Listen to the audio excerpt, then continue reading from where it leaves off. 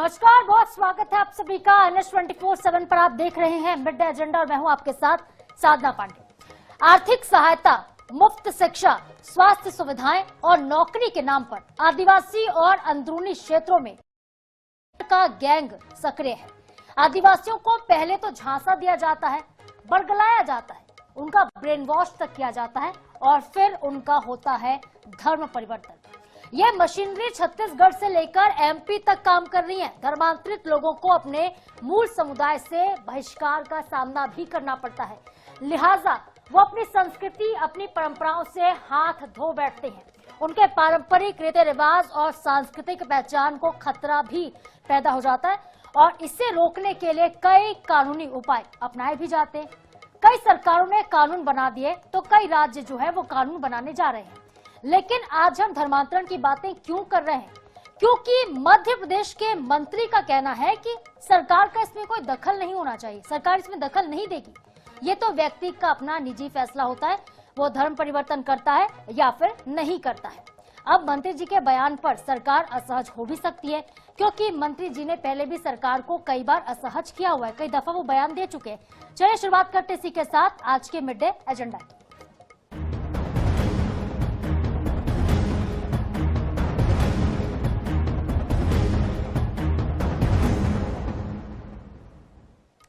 तो निजी फैसला है धर्मांतरण, सरकार नहीं देगी दखल।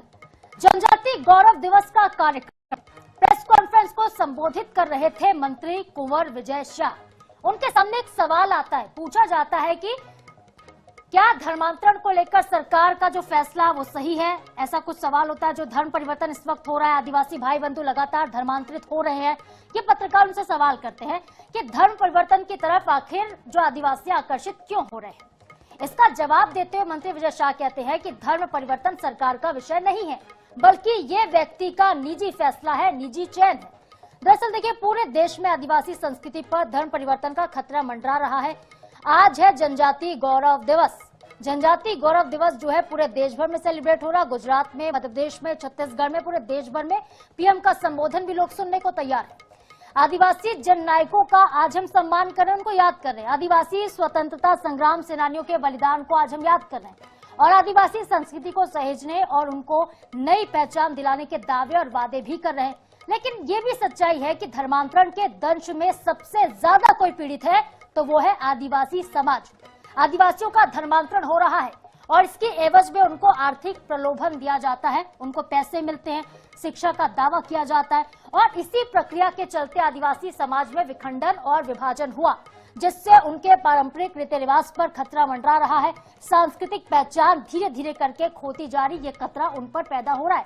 कई जगहों पर इस पर चिंता व्यक्त की जा रही है और इसको रोकने के लिए कई कानूनी उपाय भी अपनाए जा रहे हैं। लेकिन मंत्री विजय शाह ने इसको व्यक्तिगत फैसला बताकर एक नई बहस छेड़ दी है कि क्या धर्मांतरण के खेल में सरकारी दखल नहीं हो सकता है, तो सरकारी कानून क्यों बनाती हैं? कानून का पालन करवाना किसकी जिम्मेदारी होगी? कई ऐसे सवाल हैं जो विजय शाह के बयान के बाद उठ रहे हैं और इन्हीं सवालों का जवाब आज तलाशने की हम कोशिश करेंगे। हमारे साथ कुछ खास मेहमान भी पैनल पर जुड़ने वाले हैं। धर्म परिवर्तन हमारा विषय नहीं, तो व्यक्ति का अपना स्वयं का निर्णय, तो सरकार का नहीं, सरकार का विषय नहीं। किसी व्यक्ति कौन धर्म अपनाए, कौन जाति अपनाए, ये सरकार का विषय नहीं हो सकता है।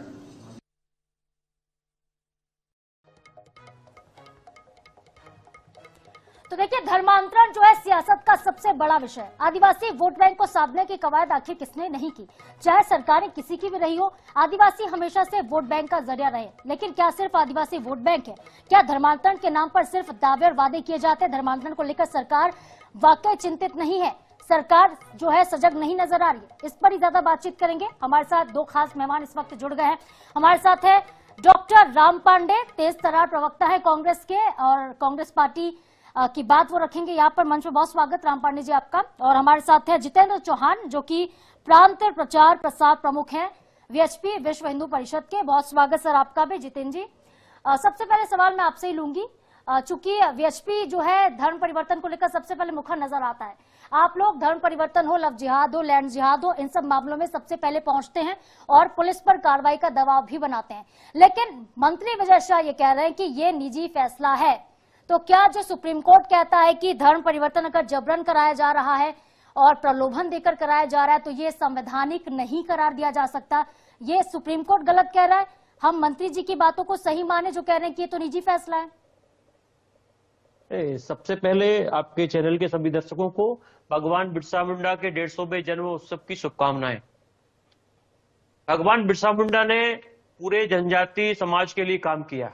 उन्होंने ईसाई मिशनरियों से संघर्ष किया, ईसाई मिशनरियों के संघर्ष किया, अंग्रेजों से संघर्ष किया, और जो संघर्ष किया वो संस्कृति जंगल जमीन को बचाने के लिए किया।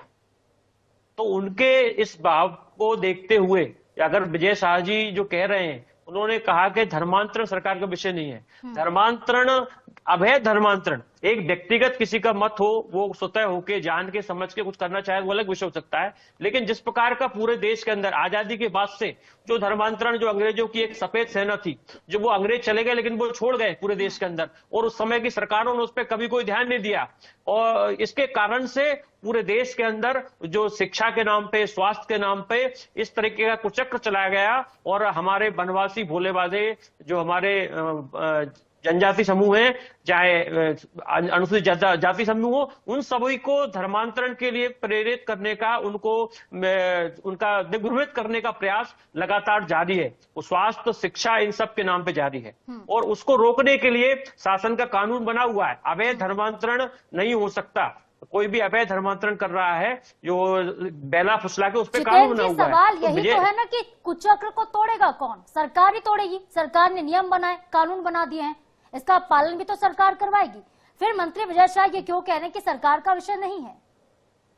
इस सरकार का अगर कोई ये विषय जो आते हैं, जैसे विधर्मी जो इस प्रकार का षड्यंत्र करते हैं, उसको हमारा संगठन जाकर रोकता है, उस पर कानूनी कार्रवाई होती है, तो कानून के तहत कार्रवाई होती है। सरकार ने क्या विश्व हिंदू परिषद को, बजरंग दल को इस बात की जिम्मेदारी दे दी कि अब आप लोग संभालिए मामला धर्मांतरण का? सरकार का इससे कोई सरोकार नहीं? समाज उसके लिए काम कर रहा है, पूरा समाज काम कर रहा है। ऐसा नहीं है कि आज अभी इसके पहले सुप्रीम कोर्ट में विषय चल रहा था, उसको लेके जनजाति समाज ने विरोध प्रदर्शन किए कि इस प्रकार का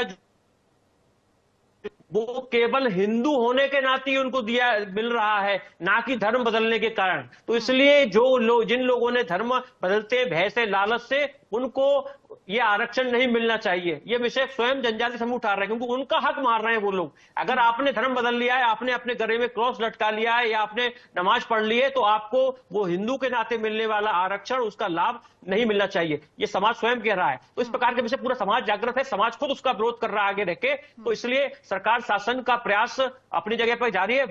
मंत्री विजय शाह का हो सकता है ये व्यक्तिगत मत हो, तो उसमें उनको तो ध्यान देने की आवश्यकता है। ठीक है, तो हो सकता है ये उनका व्यक्तिगत बयान हो। राम पांडे जी, इस बयान को लेकर आपकी क्या प्रतिक्रिया है? कांग्रेस पार्टी का क्या स्टैंड है मंत्री विजय शाह धर्मांतरण को लेकर? देखिए, ये विश्व हिंदू परिषद और आरएसएस ने डिक्लेयर कर दिया कि ये दोनों ढोंगी संगठन है। अभी तक तो विजय शाह के पुतले जल जाने चाहिए थे।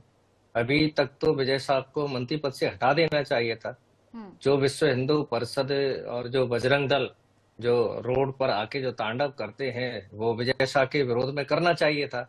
आज ये विजय शाह के साथ खड़े हुए हैं, तो इनका जो ढोंगीपन है वो जनता के सामने आ रहा है कि छोटी छोटी बात पर ये पूरे देश को सर पर उठा लेते हैं। धर्मांतरण हो गया, धर्मांतरण हो गया।